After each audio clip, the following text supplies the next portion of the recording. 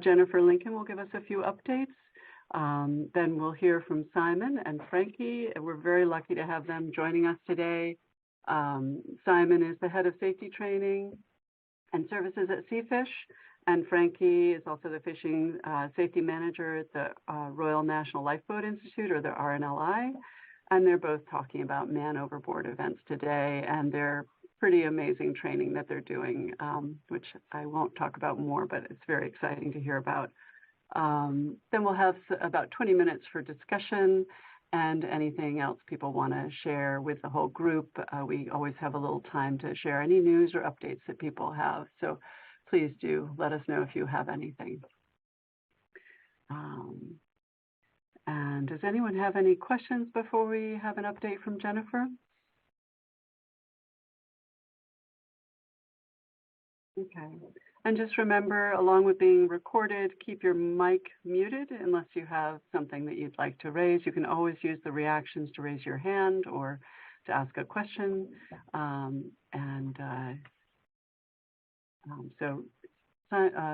Jennifer, if you'd like to go ahead and share your update. Sure, I'm happy to. Hi, everyone. I'm Jennifer Lincoln. I work for NIOSH here in the United States. I lead the NIOSH Office for Agriculture, Forestry, and Fishing Safety and Health. And I'm pleased to give you a few updates on some things that I'm aware of. So for folks on here that are also from the United States, I just wanted to let you know that we're trying to put together a session at PME, and so I'm particularly wanting to highlight the work that has been supported through the Coast Guard and NIOSH grants. So if you received an email from me yesterday, I hope to hear from you by the end of the day tomorrow about your interest in participating in that. And then for the entire group, I wanted to mention that another quarterly call that we have with the NEC group is one that focuses on mental health in commercial fishing. And this group has met for 1 year so far, and really have explored the issue of mental health and stress in the commercial fishing industry in the United States. And we've decided to decrease the frequency of those meetings to a quarterly cadence. And it occurred to me in prep for this call that there may be others on this call that may also be interested in this topic. So if you are, please just drop a note in the chat and we'll capture that and we'll add you to that call. The next call, Lucy just sent out the invite for that, and it'll be in May. In May, I think. But anyhow, it's just, I get so much out of these discussions. I thought that adding an international perspective to this mental health conversation would be quite good. So like I said, if you're interested, please put a note in the chat. And then the last thing that I wanted to mention to the group, which I'm extremely excited about, is that you may recall the last time we met, I wasn't able to come, but I had asked Rebecca to talk about iFish 6 and let folks know that we're trying to get some people trying to get it off the ground. And I had a couple of people reach out to me, and one in particular was the Florence from the FAO. And so right now, I'm Florence and Julie Sorensen and I and Casey Elliott are trying to figure out if we can do this, but I'm optimistic enough to mention it today.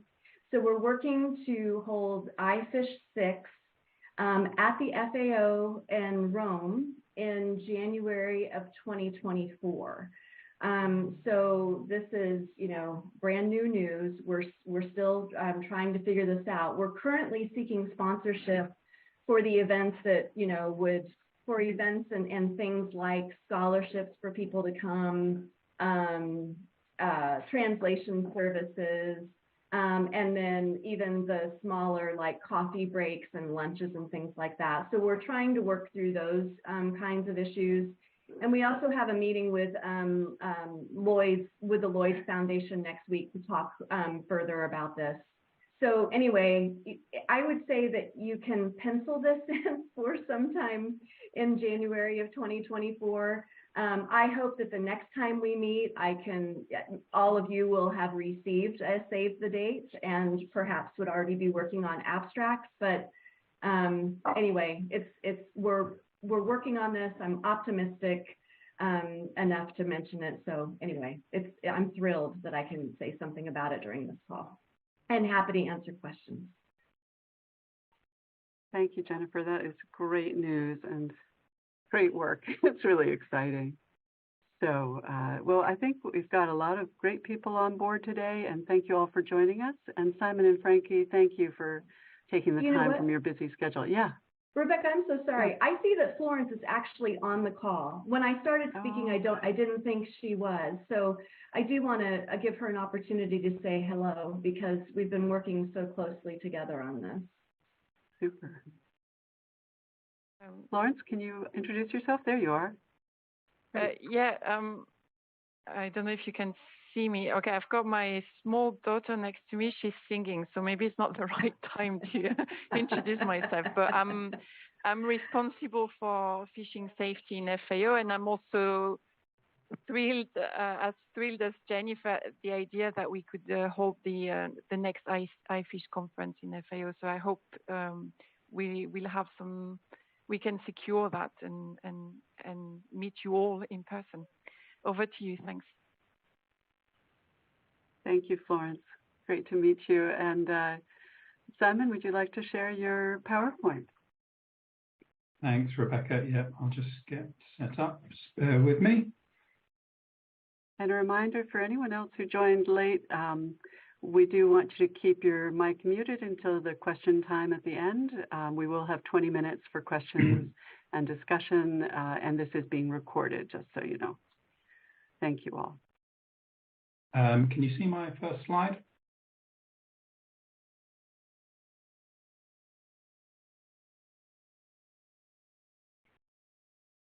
Is that visible? No, we can't see anything. See anything? Okay, let me try that again.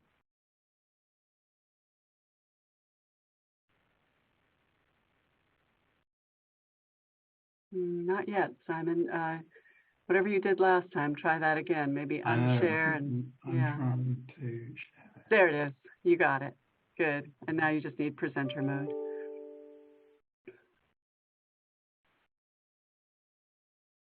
Just check that sound is sharing. Yes, that's sharing too. Good. Right. Okay. Hi, everybody. My name is Simon Potten. I head up safety training and services at Seafish Industry Authority, or Seafish as we're commonly known. And today, myself and Frankie Horne, who is Fishing Safety Manager at the Royal National Lifeboat Institute, is going to be talking to you about our efforts to change fishers' behaviour and attitudes around man overboard in the United Kingdom through delivery of a series of man overboard awareness events. It's going to be a joint presentation that I'm doing the front end and the back end, and Frankie's going to talk about all the exciting stuff that we do on these events in the middle. But first, if you'll just bear with me, I'll give you a little bit of background information to us, our organisations, and what we have been doing. So Seafish is a levy-funded public body that exists to help the UK seafood industry thrive in the UK. We've delegated responsibility for mandatory fishermen's basic safety training, and we're heavily involved not only in fishermen's training, but also in a variety of fishing safety projects as well. The RNLI is a charity operating in the UK and Ireland, and it's dedicated to saving lives at sea. It's often described as the fourth emergency service in the UK, and it's usually the first responder to emergencies at sea. And it has a dedicated fishing safety team, which obviously is headed up by Frankie. Both of our organisations are members of something called the Fishing Industry Safety Group in the UK. The Fishing Industry Safety Group is convened by the UK's regulator for maritime safety, the Maritime and Coast Guard Agency, and it comprises representatives from the fishing industry, from the shipbuilders, from our Marine Accident Investigation branch, and other organisations like Seafish and the RNLI, who work directly with fishermen to improve safety. The key priority of the group is to identify and address the most significant causes of casualties and loss of life. And in 2017, it published a 10-year strategy to eliminate what we call preventable deaths in the fishing industry.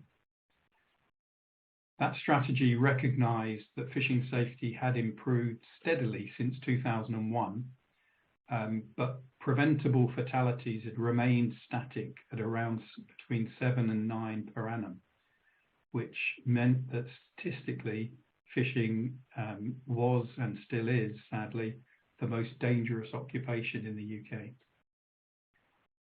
The strategy identifies man overboard as the biggest single cause of fishermen's deaths, and it accounted for almost half of all fatalities in the 12 years prior to publication of the strategy.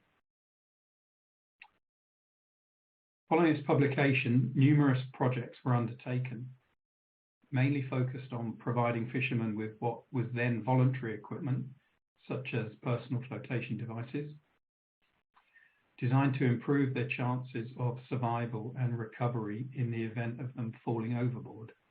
We didn't initially do an awful lot of work about trying to prevent man overboard happening. It was more focused on the equipment side. The wearing of PFDs has since become mandatory, but fishermen sadly have continued to die from man overboard incidents. And there's been little evidence so far that PFDs are being worn regularly and constantly when working on deck. And we've even had a few tragic cases where PFDs were carried on board and have been found hanging up in the wheelhouse, still in their bags, in fatal accidents, which is really tragic. The Fishing Industry Safety Group concluded that more needed to be done to change fishers' attitudes and behaviours towards the wearing of PFDs and man overboard prevention, basically to make the donning of a PFD every time you go out on deck to work the same as putting a seatbelt on every time you get in a car. So building on the success of what we called a cold water shock event, which sounds horrendous. We'll talk more about that in a minute, but cold water shock event for fishermen and sea survival instructors that we delivered at the RNLI's training facility. We got together and came up with a proposal for rolling out a series of similar events for fishermen throughout the UK, using facilities that had environmental pools which could simulate at-sea conditions for people when they're in the pool. We soon realised that the cold water shock element of these events, though highly impactful, couldn't be replicated at other venues where they needed to maintain the water temperature at a certain level and weren't prepared or able in this day and age to lower the temperature and then reheat the water at great cost. However, we found that the swell created by the wave machines and also spray and wind machines still made for a highly impactful experience. So in July 2019, the UK government approved funding of £1 million to support delivery of the Fishing Industry Safety Group strategy. And we were able to secure £200,000 of that to deliver what we expected to be a programme of 12 events at 6 environmental pools across the UK and Ireland at an average cost of £17,000 per event. I'll say more about that towards the end of the presentation, but that funding was intended not only to cover the cost of hiring these facilities, but also to reimburse participants any travel, subsistence and accommodation costs if required. And in addition to that, we included payment of a £200 training grant to participants. I think we initially envisaged that to be a contribution towards loss of earnings for taking a day away from fishing in order to attend these voluntary events. But we ended up calling it a training grant to avoid any misconception that it was in any way a lure to get people to attend. So I'll come back at the end of the presentation to explain what we've delivered. But now I'll hand over to Frankie, who's going to talk about what we do on these programs, why we do it, and also to talk about the impacts that we've observed it having on participants. So over to you, Frankie. Thank you, Simon. Can you hear me okay, Rebecca? Yeah? Thank you, thank you. So just a little bit on my background.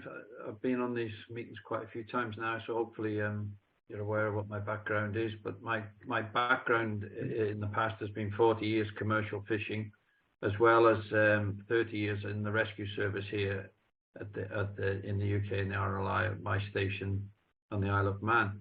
I'm currently in a station at Bangor in Northern Ireland, so if they get called out, unfortunately, we might have to close down, but hopefully they won't.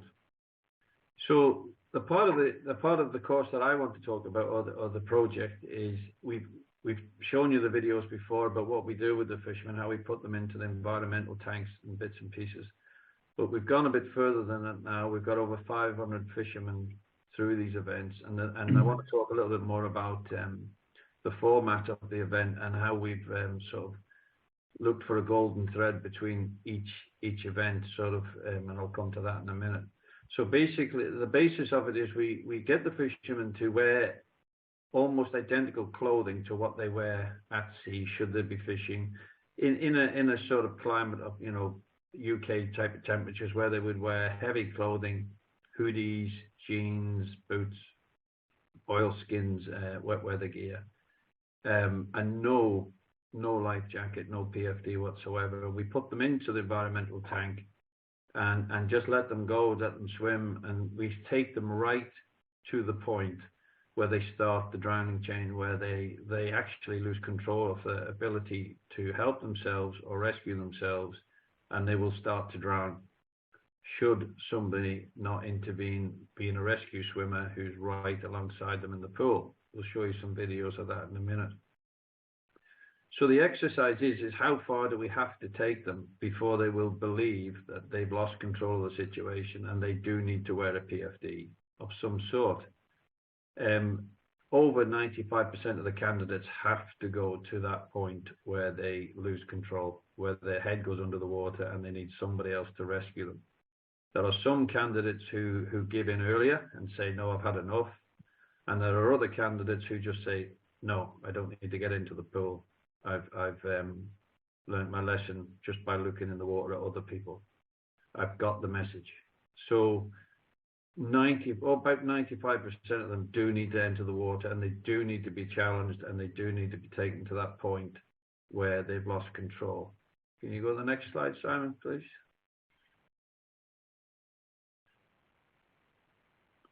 So what I've done, so that this is not an exercise, this is not an academic study or anything, it's just something I've observed through the events, is we have 3 different kind of standards of events.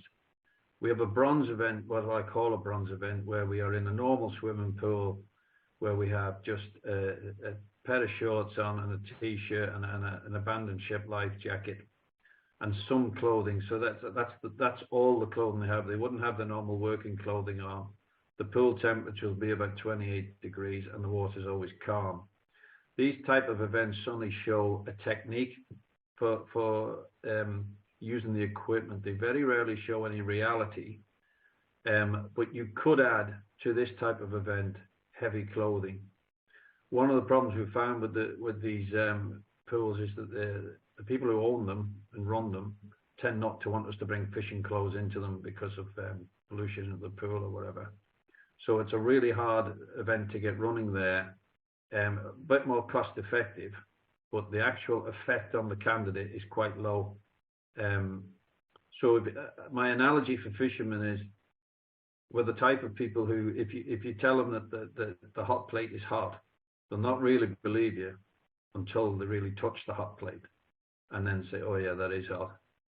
They're not the kind of people, or most of us are not the kind of people who will say, oh yeah, I believe you. We have to be challenged, or we have to physically see it or feel it before we can understand that kind of, yeah, we need to do something about that, maybe put a guard up or wear a PFD.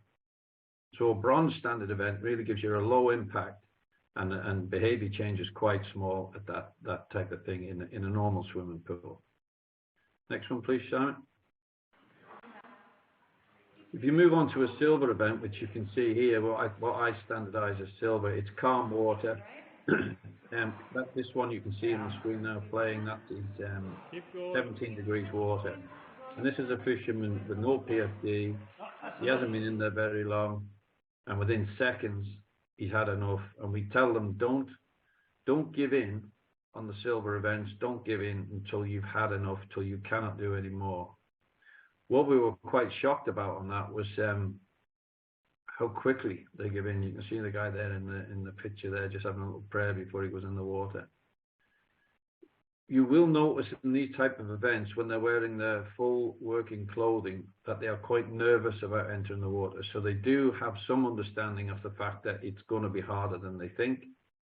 And basically at this point the talking's over, they have to get on with it. So this is working clothes, boots, oilskins, calm water, rain, and anything I've shown up there and highlighted in different colours is something we try to carry through to each event if we can, so being the rain and the working clothes.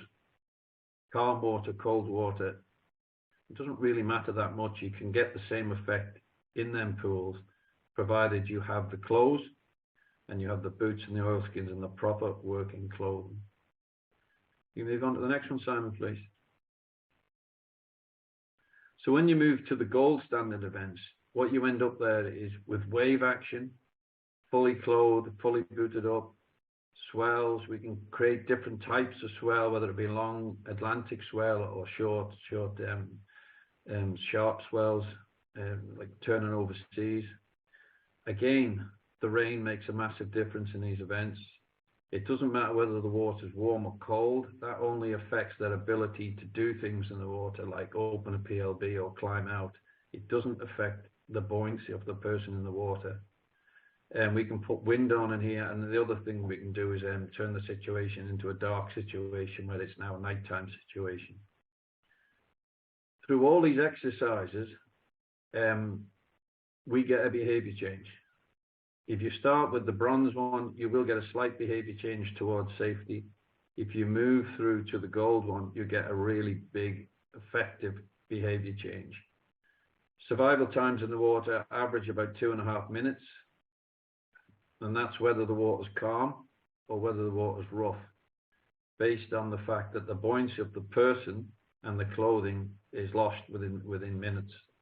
Sorry, excuse me, within seconds, and therefore they get into difficulty very quickly. Description from one of the events we had in the Republic of Ireland, working with Irish fishermen, was just quite simply how quick they lose control of themselves and how quickly they disappear under the water. And that would match with investigation reports that somebody was afloat, they were seen, and then all of a sudden they disappeared. Next one, please, Simon. So the golden thread between all them courses is, for me, is the clothing and the rain.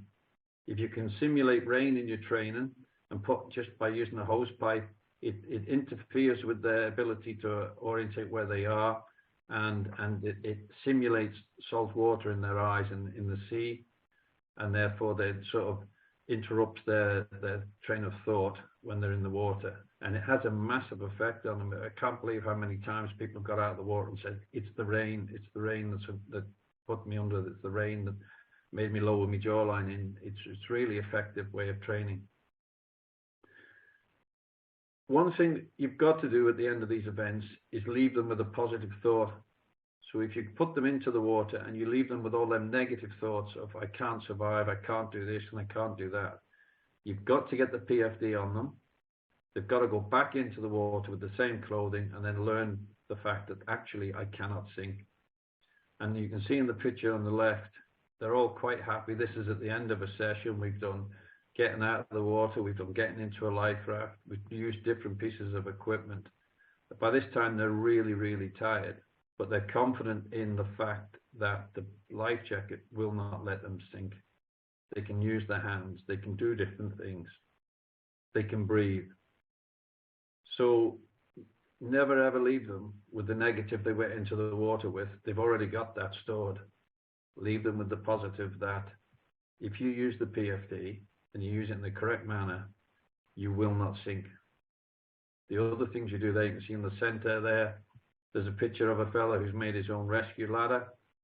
Stuff like that causes behavior change. So the first part of putting them into the water without a PFD creates the better behaviors towards looking after themselves, maybe building something for themselves to get out of the water. Now, the picture on the far right, that's a picture of a crew who's entered one of these events. None of the crew wore PFDs. None of them believed in the PFDs.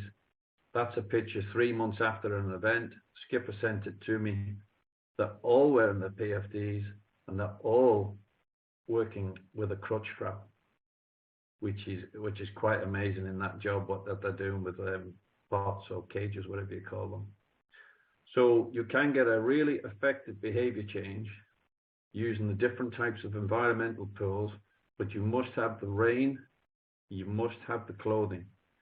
Otherwise, what they'll come away with that thinking they can carry on and do whatever they want. And the most, if you can use the bigger the environmental pool, and the better the wave conditions, and the better the conditions are, you get a slightly bigger effect, but you still can get a behavior change in calm water. Cold water even better. Next one, I think, Simon. Some of the feedback we've had from, we'll leave this thing, Rebecca can have these slides and she can send them out to you, but this is just some quotes from fishermen who have got out of the water without a PFD. And one I've highlighted is a very strong one, which I use, is I can't believe how quickly capable people become incapable in cold water. And that came from a long-time fisherman who just couldn't believe what he was seeing. I think that's the last one, Simon. Thank you. Wow, thank you both. As always, you offer us a lot to think about, and you know, having been through your, Rebecca, yeah. Rebecca, just oh, go ahead. Yes.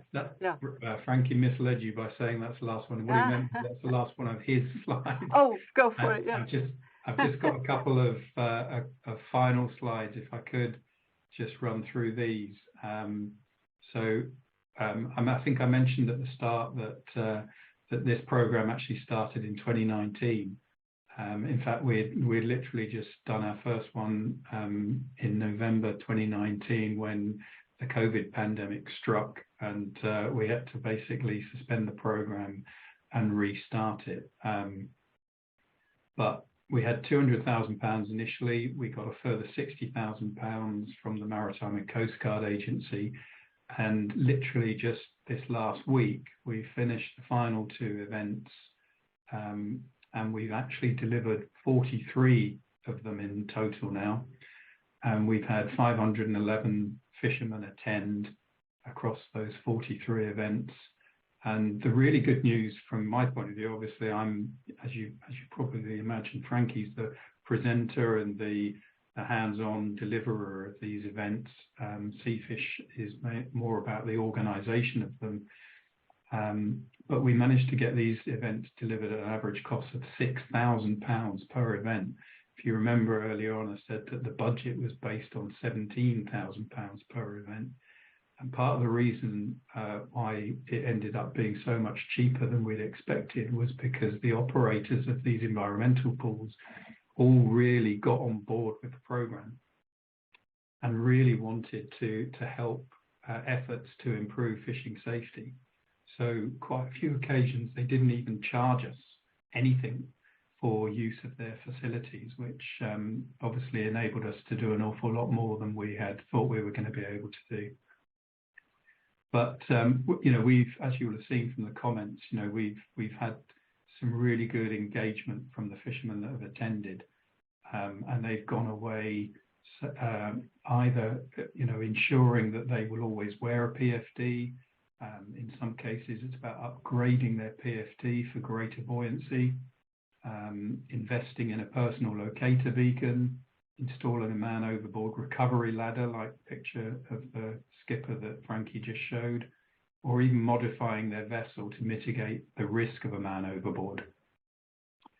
We got lots of really good media coverage throughout the programme, and really importantly, many of the participants shared details of their experience via their social media.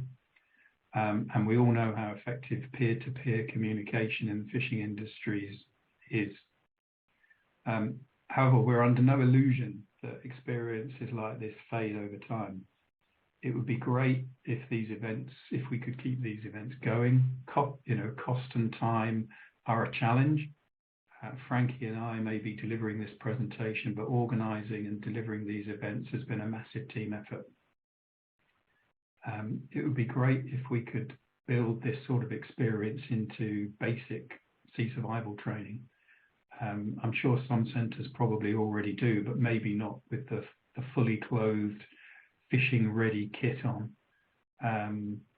And I think, you know, for me, this has certainly highlighted that we need to make the practical elements of all our fishermen's training courses much more realistic and impactful if we're going to send people away with the right attitudes and behaviours. In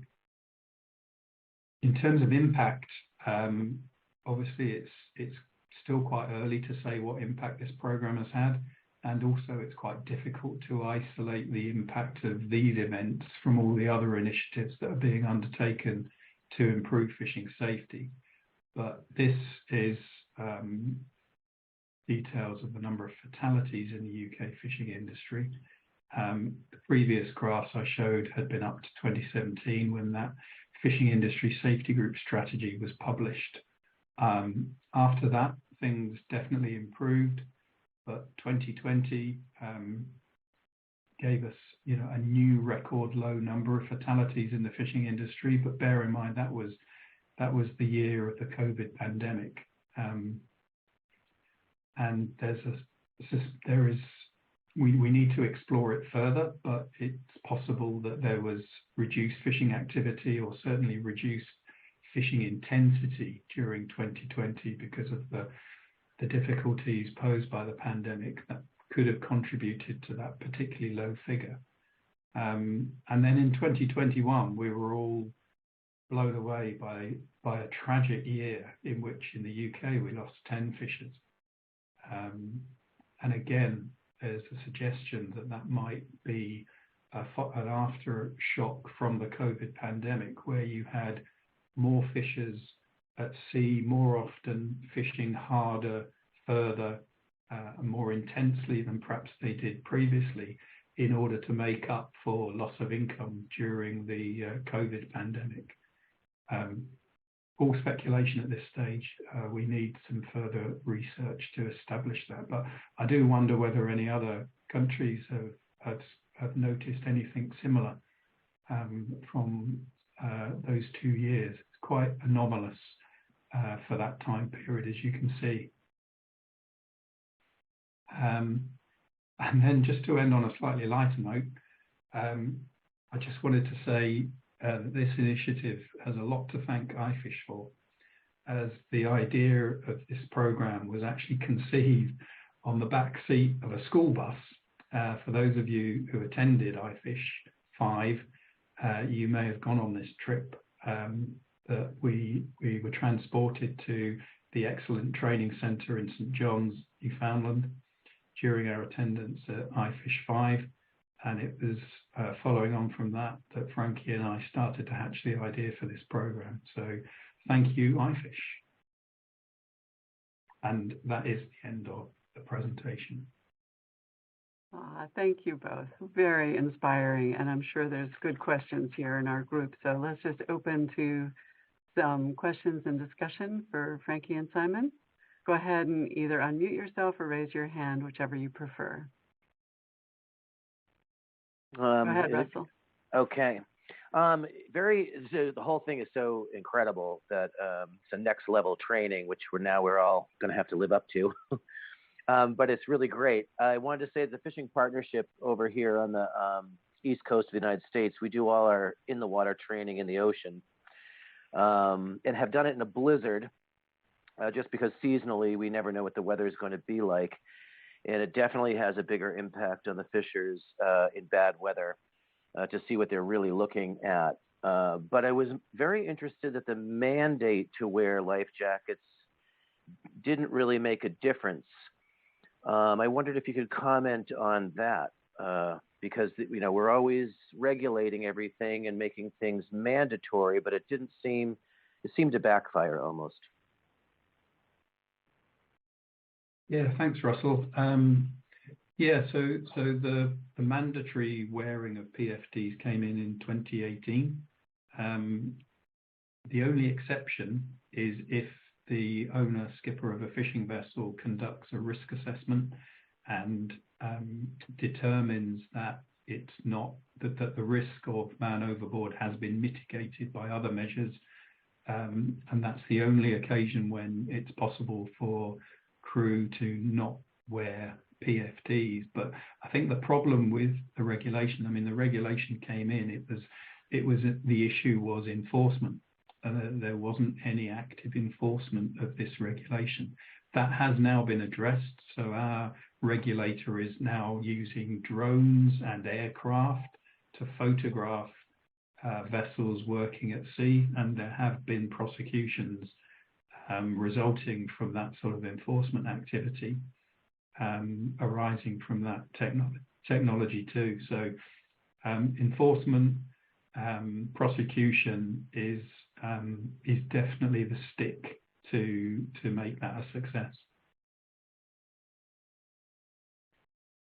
Hasn't gone down that well, as you can imagine, but sometimes that's what it takes. Frankie, I see your hand up. Go ahead. Yeah, you can there's lots of regulations for lots of different things that we don't always have much success with. You're right, but the understanding of what the PFD does is more important to get the regulation to stick. So for a fisherman's point of view, he doesn't really understand the importance of the PFD, because we train them in shorts and t-shirts. We train them in such a safe environment, and we only train them in abandoned ship, a vessel loss rather than a man overboard. So these are slightly different training.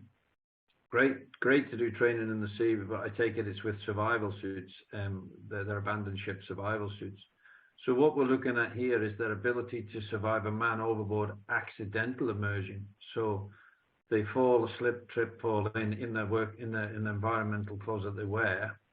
And what we found is that even our trained sea lifeguards, people who are trained, swimmers in cold water, they struggle to do it with the clothing. They said they get further than our fishermen get, but they say, I'm just running out of steam very quickly. And we've had some of them fail within 2 minutes. These are seawater trained lifeguards, but because they're not in the normal clothes, and it's the fishing clothes that really cause the problems. It's the wellies, it's the oilskins, it's the hoodie, and the impact of that is so much different when we train them this way. So we're training for accidental immersion, not but what they get then is the understanding of why the regulation is there. So the regulation is there because of this, but we've never actually highlighted the man overboard situation to them before. Thank you. Quick question, then I'll get out of the way. How long is this training? Is it 1 day, 2 days? Yeah, the training goes on. It's 1 day, but we've managed to now. We needed a whole day to start with for the program. We've now got the program where we can run it from 12 noon and we finish with them by 6 p.m. Thank you.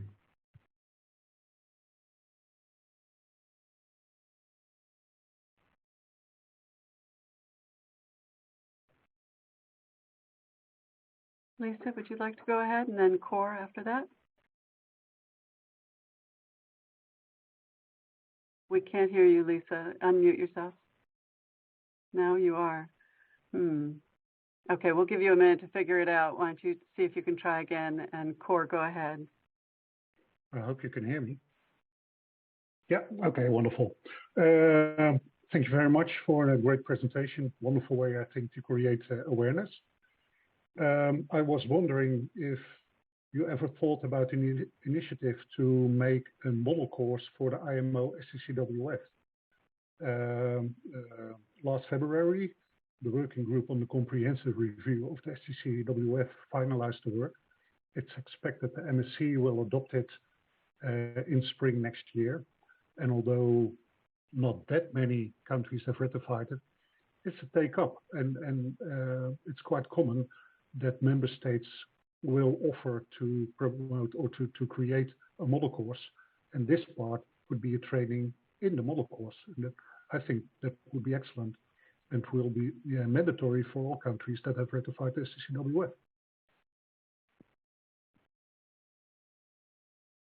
Yeah, thanks, Core. I think that's a really good suggestion. Of, we're struggling at the moment thinking how we're going to be able to sustain this program now that our funding and very generous funding, I have to say, has been exhausted, and converting this into a formal training course, or at the very least, as I think you might be suggesting there, building the lessons that we've learned from this program into the practical drills of the personal survival techniques course that's part of the mandatory suite of qualifications there, is definitely, I think, the way forward. We, as I said in my comments earlier, we have to make the practical elements of fishermen's training much more impactful than they have been to date. Thank you very much. Thank you. Lisa, do you have your mic working now? So, Yes, you're good. I've been having problems with it every once in a while. If I'm on mute for a while, when I click over, it seems to go away. So I just want to make a comment of just some of our experiences here in Nova Scotia, and some of the work that has been done with fish harvesters. And I appreciate the angle that you've used in this training, because of the fact that a lot of it is behavior change and trying to find ways to have that light bulb moment and putting them into a situation where they're experiencing different events and seeing the challenges if they are in the water, and the fact that having a PFD on is something that will aid them in that kind of a situation.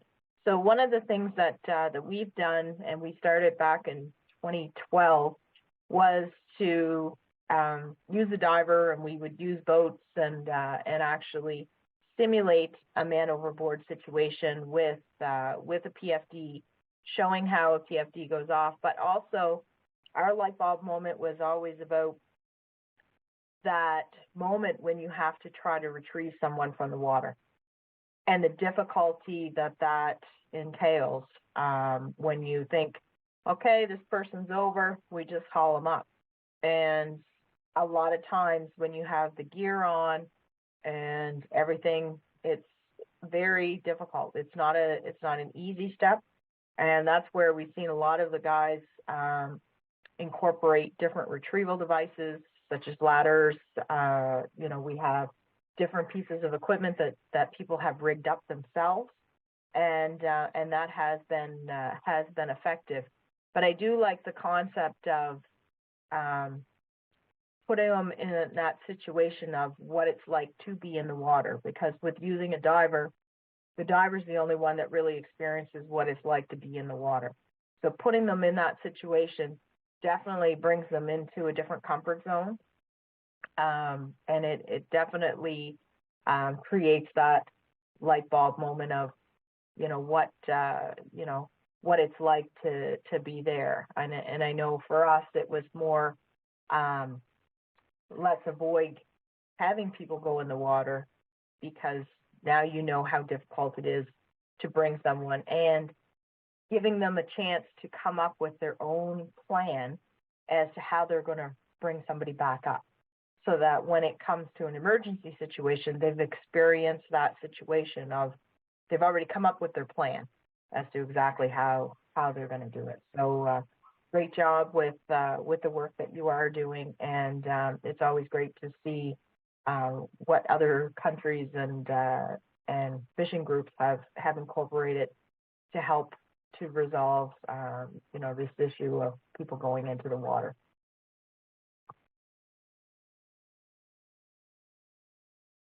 If you just respond to that. So you're absolutely right. One of the biggest problems we've had is man overboard recovery. So the second part of the project is the recovery of a person overboard. So we teach them, we get them to come up with different methods themselves. We discuss the methods that they have and are they viable or non-viable. So like large trawlers, large high-sided trawlers, we talk about, at what point do you launch a life raft? Do you launch it early or do you launch it late? Or were you ever going to launch it at all? Most of our casualty evidence shows that a life raft was not launched in the man overboard situation, especially on high-sided trawlers, and therefore the casualty couldn't be recovered. It was a fatality, even with a life jacket. So we go through all the man overboard scenario from small boat to large boat, and we get them to act it out. We get them to get themselves out of the water fully clothed. We get themselves and the mates out of the water fully clothed, so they can experience the weight, the difficulty. And in one case there on a calm pool, we put a boat in and we said, just get in the boat. No equipment whatsoever, and they couldn't get in. They couldn't get up the side of it. These were big, strong lads, fit lads. And then we just put a couple of simple little things there, like a rope ladder somebody had made or a tire, and they were able to extract themselves from the water. But you're absolutely right. Yeah, the man overboard recovery part of it. So we have the situation where they don't have a life jacket and they're struggling, and therefore they only have a few minutes to be extracted. With the life jacket, they're still in trouble, but they've got much expanded time now to be extracted. And then in the life raft, again, they've extended their survival time much further. So yeah, you're absolutely right. The PFD is only the extension of time for somebody to rescue them. Thank you. The other element I'll just add to that is about drills. There's a big concerted effort going on to get fishing vessel operators and their crews to undertake drills. I mean, it's a legal requirement. Again, coming back to the point we've just been discussing, there are a lot of legal requirements that are difficult to enforce. So there's been a real focus from our regulator on every time they do a vessel inspection, they require the crew to go through a drill. And I've lost count of the number of incidents where vessels have had man overboard recovery equipment on board, which is a tick in the box for the compliance with the legal requirement, but they've never practiced using it. And so when the situation arises and they need to use it, they're floundering. They haven't got a clue. And we've lost fishermen through that, which is, it's as tragic as Frankie was describing the incidents where we lose fishermen who are wearing PFDs, who are floating next to the boat, but the crew can't get them back on board. And we definitely need to be doing more in that regard too.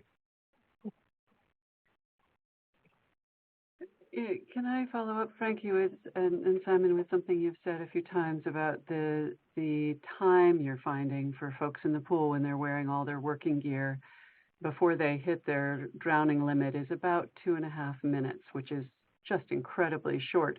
And I'm just thinking of so much of the literature that's out there. Even the wonderful 1-10-1 rule for cold water survival gives you, 10 minutes to have meaningful action of saving yourself.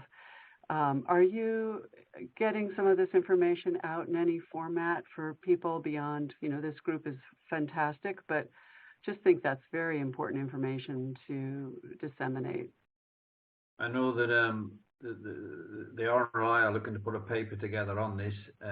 Discussions took place on this about a week ago, so I'll keep you informed of that. But we definitely need to get that information out, because it's based on the clothing, the environment clothing that they're wearing, and this is the key to all the structure. Is, you know, without the clothing they can go on to that 10 minutes, but it's still only 10 minutes. It's the clothing that really hampers them and brings them down. John Connaughton's on from BIM, and they've recently just produced a similar video to the RNLI had, but a more recent one with their different characters in it. And I was amazed when I seen it actually. You know, we're 4 or 5 years down the road, yet we've still got the same. It doesn't matter where they come from, what they're fishing for, what size they are. It doesn't really age they are. It's just there in the video, quite clear. So I'm sure John might share that with the group in the next, or can pass that out to you. But it's a really good video, and some really good characters in there who tell the true story. We can't hear you, John. Try unmuting again. Your mic isn't working.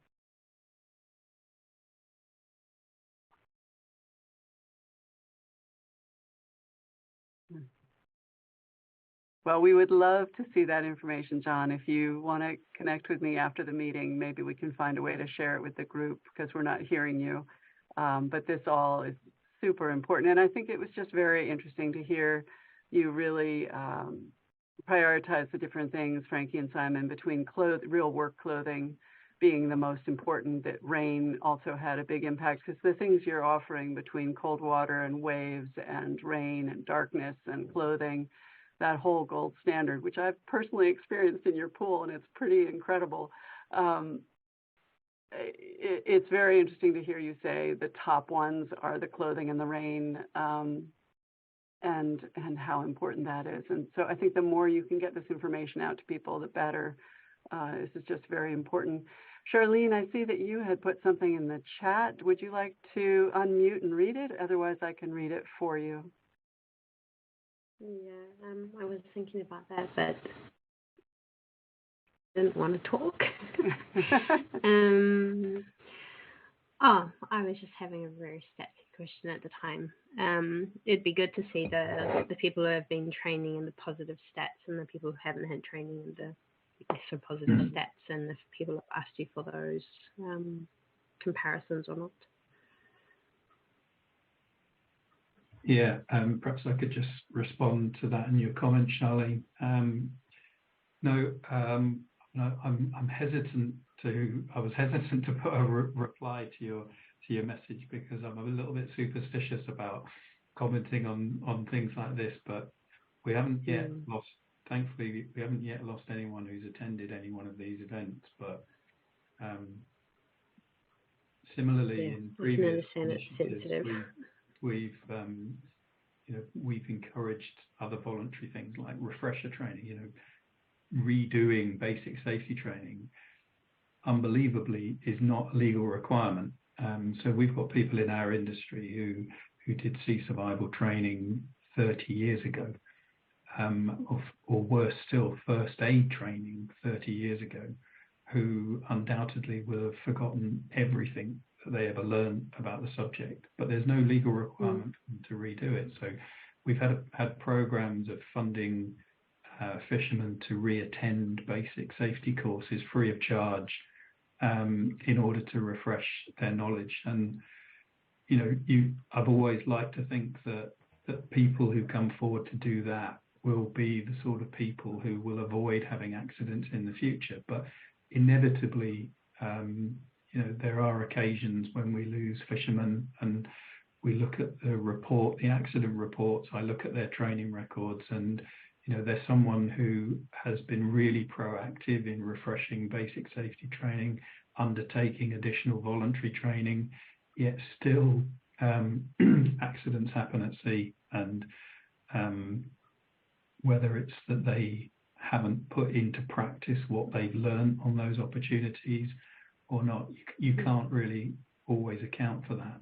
And it's tragic to see when people who and see doing the right thing still suffer as a result of this noble profession. Yeah, sorry for a difficult question. I should have had more caffeine before I formulated that one, but thanks for your very nice answer. I'll just add to that a bit, Charlene, if I may. You're absolutely right to ask that question, because they are going to the point of drowning, what we call the first stage of the drowning chain, where they can't keep their head above water. They've lost control, and without the aid of a rescue swimmer. So that's why when we put them in the water, into that vulnerable situation, they are one-to-one with a rescue swimmer, and the rescue swimmer never takes their eyes off them, and they just slide afloat straight into them and stop them from going under. But yeah, you can't be a meter from them. You've got to be a foot from them, because it happens so quickly that it's seconds. It's 1 or 2 seconds. They're fine, and then they've just lost control and gone under. So yeah, it's the right question you ask, because you do have to be that close to them. Thank you. I guess I kind of asked because I work at that government regulation space, and I know what the high up decision makers think, and it's all stats based. They want a 2-pager, and they want these clear numbers before they can do a return on investment calculation and then offer money for events like this. So I'm kind of thinking, what sort of questions would they ask? As you do. Anyway, thank you. John, you looked like you were leaning forward. Is your mic working again? Oh, no, it's not. Okay, we'll connect afterwards. Okay, John, we'd love to be able to share your work. So we are in the last couple moments here. Does anyone have a last question for Simon or Frankie? And go ahead, Russell. I just wanted to say that we start our safety training season tomorrow. We have our first training of 10 or so that are coming up, and that this forum is so inspiring. I'm always so excited to enter into training. I'm a full-on believer, if that's the right word, or I love every moment of it. But what we saw today here is so inspiring. Now I feel like I'm on fire for the season. So I want to thank you all for sharing all this incredible information. It was just such a great meeting. Thank you so much. Well, I want to thank you both too, Simon and Frankie. It's very inspiring, and I think the question about making some sort of international model of this, just to make sure this is really something that other people can replicate. You've done so much hard work to put this together, and the thoughts even of ending on a positive note with the fishermen, all the things you've thought about, and probably even more than you realize you thought about, but there's a lot of details you've put into this, and I think if there's some way to share it out with the larger training community, that would be very valuable, and just so appreciated. And you mentioned prevention in the beginning, so sometime we want to hear about that too from you all, because we know you do a lot in that area as well. And just talk about gold standards. You guys really do bring a gold standard to this work, so thank you. And just so appreciated. Our next meeting will be Wednesday, June 7th. And we'll be sending out an agenda for that and more information as well. So thank you all very, very much. Appreciate it.